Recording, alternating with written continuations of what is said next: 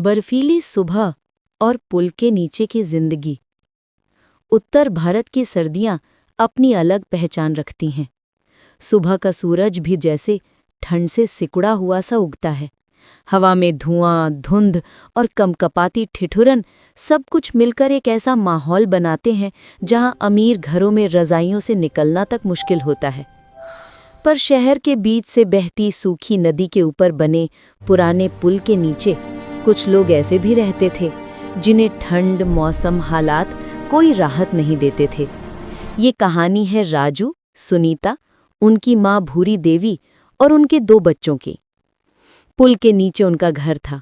न दीवारें, न दरवाज़ा, न खिड़कियाँ, बस ईंटों और तिरपाल से जुगाड़ से तैयार एक छोटा सा बसेरा। उनका दिन सूरज के साथ शुरू नहीं होता था, क्योंकि सूरज उनकी जिंदगी में आता ही कब था। उनके लिए सुबह तब होती थी जब पुल के नीचे लगी चिराग की टिमटिमाहट खत्म होने लगती थी और ठंड हड्डियों को चीर कर अंदर तक चली जाती थी। राजू लकड़ी काटकर और कहीं कहीं मजदूरी करके घर चलाता था।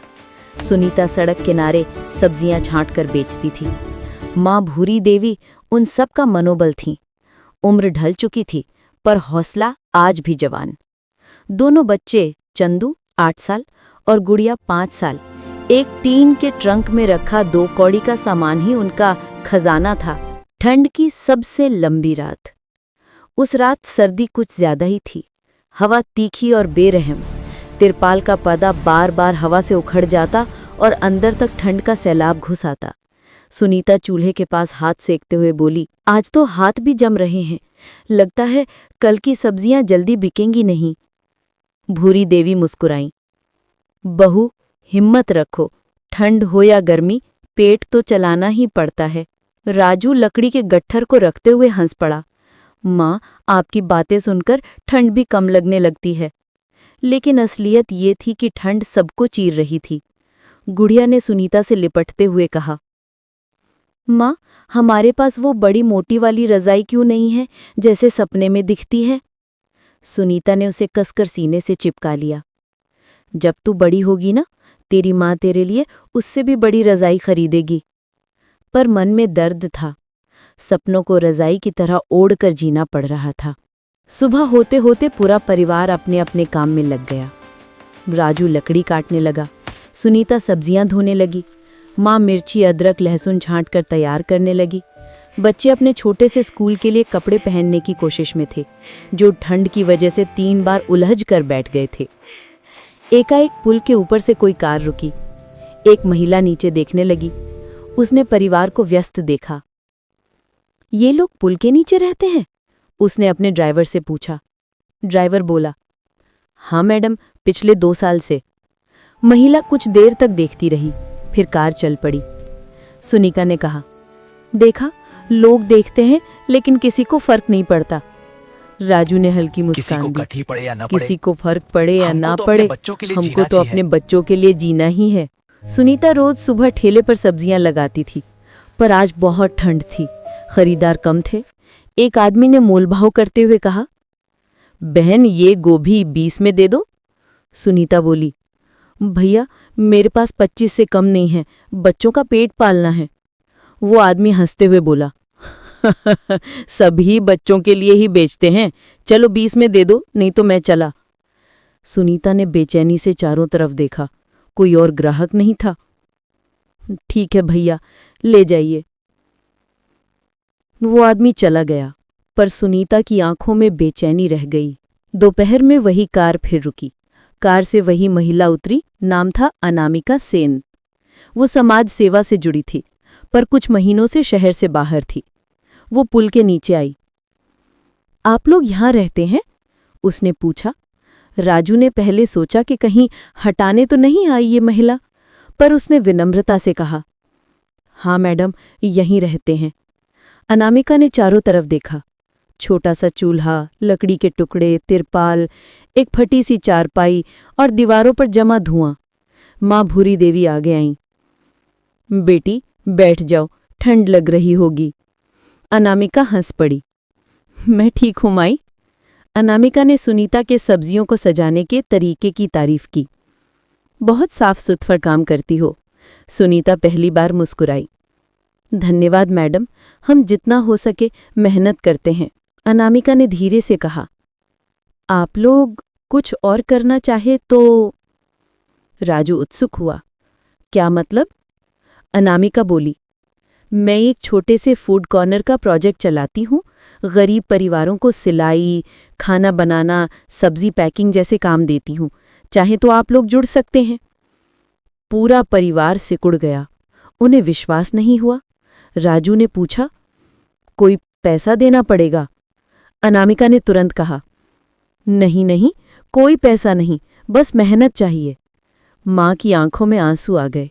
बेटी, भगवान तुम्हें खुश रखे। अगले दिन से सुनीता का काम बदल गया। अब उसे सब्जियों को खास पैकिंग में साफ सुथरा करके देना था। अनामिका ये सब पास की सोसाइटी में सप्लाई करवाती थी। राजू को लकड़ी काटने के साथ साथ फूड कॉर्नर में टेबलें जोड़ने और छोटी मोटी मरम्मत का काम मिल गया। बच्चों को स्कूल में किताबें और जैकेट भी मिल गई। पुल के नीचे पहली बार उम्मीद की गर्मी महसूस हुई।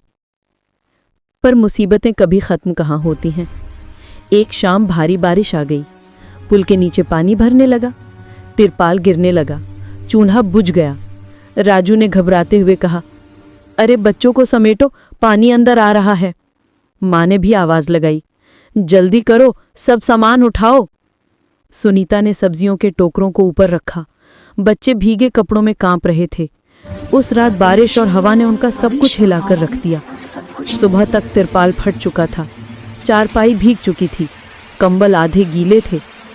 सुनीता रो पड़ी, हे भगवान, हम फिर से सड़क पर आ गए। राजू खामोश था। चाहे जितनी मेहनत कर ले, गरीबी हर बार उन्हें नीचे खींच लेती थी। अनामिका का फैसला। सुबह जब अनामिका काम पर जा रही थी, उसने देखा कि पुल के नीचे का परिवार टूट चुका है। वो तुरंत उतरी। आंटी, आप लोगों ने बताया क्यों नहीं? भूरी देवी बोली, बेटी, वैसे ही तू इतना करती है, हम तुझे बोझ क्यों डाले? अनामिका ने तुरंत कहा, आप लोग बोझ नहीं हो, आप मेरी जिम्मेदारी हो। उस दिन अनामिका ने एक बड़ा फैसला किया। आप सब लोग मेरे साथ चलिए। मेरे प्रोजेक्ट में एक छोटा सा स्टोर रूम खाली है, पहले उसे साफ करवाते हैं, फिर आप लोग वहीं रहेंगे। सुनीता और राजू को विश्वास नहीं हुआ। राजू बोला, मैडम, हम गरीब लोग हैं, ऐसी जगह कैसे रहेंगे? अनामिका ने दृढ़ आवाज में कहा, गरीब होना इंसान का दोष नहीं होता, लेकिन किसी को इंसान समझना हर इंसान का फर्ज होता है। प्रोजेक्ट का स्टोर रूम साफ किया गया, दीवारें रंगी गईं, एक मजबूत दरवाजा लगाया गया, एक बल्ब, एक पंखा और बाद में एक छोटा सा चूल्हा भी लग गया। रात को पहली बार परिवार ने छत के नीचे दीवारों के बीच और दरवाजे के साथ सोया। गुड़िया बोली, माँ, आज हवा अंदर नहीं आ रही। सुनीता ने आंसू पोंछते हुए कहा, हाँ बेटा, आज तुम्हें सर्दी नहीं लगेगी। भूरी देवी ने धीरे से कहा, सारी जिंदगी ठंड खाई, लेकिन आज लगता है कि भगवान ने दरी, रजाई और छत सब दे दिया। कुछ महीनों में सुनीता की सब्जी पैकिंग की टीम बन गई। राजू को बढ़ईगरी का प्रशिक्षण मिला। बच्चों ने स्कूल में अच्छा प्रदर्शन किया। माँ बुजुर्ग महिलाओं के साथ मिलकर अचार और पापड़ बनाने लगी। अनामिका हर हफ्ते देखने आती। सब ठीक चल रहा है ना? भूरी देवी हंसते हुए कहती, तेरे होने से सब ठीक है बेटी। राजू ने अपनी मेहनत और ईमानदारी से इतना बचा लिया कि उसने एक छोटी सी किराए की जगह में खुद का ठेला और छोटा सा स्टॉल खोल लिया। राजू की गर्मा गर्म सब्जी और पराठे लोग खूब पसंद करने लगे। कुछ महीनों बाद राजू परिवार के समेत पुराने पुल के नीचे गया। वही जगह, वही ईंटें, वही तिरपाल, लेकिन अब वे मजबूरी में नहीं, यादों में आए थे। गुड़िया बोली, माँ, क्या हम यही रहते थे?